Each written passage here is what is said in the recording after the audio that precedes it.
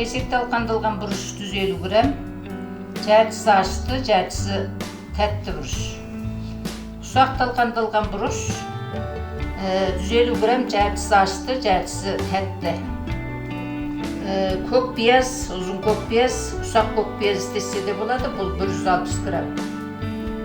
Мынау зімбір 50 грамм, пияз 100 грамм, сарымсақ 160 грамм, аскөк 100 грамм, ақ күнжіт 20 грамм, сары бұрыштың қызылы 10 грамм, көгі 10 грамм, 20 грамм жина. 2 тал 8 бұрыш, 3 тал салат жапырақ. Ең алдымен бұрышты ұсап аламыз ыдысқа. 2 түрлі бұрышты екі жағына саламыз. 1 қасық қант, 1 қасық тұз ұсап аламыз. Азырақ су құямыз, бұрыш күйіп кетпес үшін. Жақсылап араластырып аламыз. Және азырақ суық май құйып аламыз. 180-де 190 градустық ыстық май құямыз, қайнатып. Сонда мынау күйіп кетпес үшін өстіп әбден араластырып аламыз. Қазанымыз қызып келеді. 1,5 литр май құямыз. Май қыза бастағанда барлық дәмдендіргіштерді қазанға саламыз. Мынау зімбір, мынау пияз,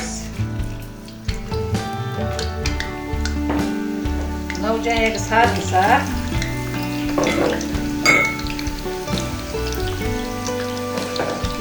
көк пияз, көк сарымсақ, аскөк, дәмдендіргіштерді бірақ сап жібереміз қазанға. Жайлап ұрамыз ақырындап. Көкөністер мен дәмдендіргіштер әдеп қызарған кезде күйінде бір жатқанда алып тастаймыз сүзіп.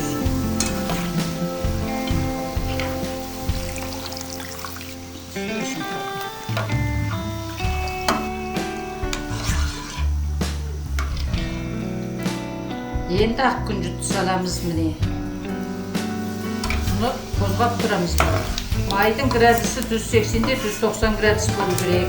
Күнжіт қызарған кезде, қызыл сары болған кезде отымызды тоқтатамыз.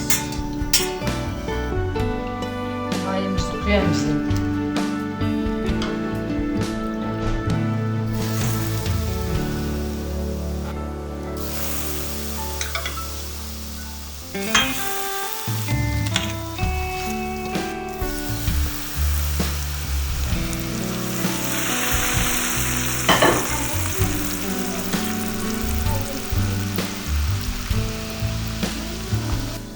Азырақ қашық су құямыз. Сонымен қызыл майымыз, қызыл бұрыш майымыз даяр болды. Мынандай қызыл май болады.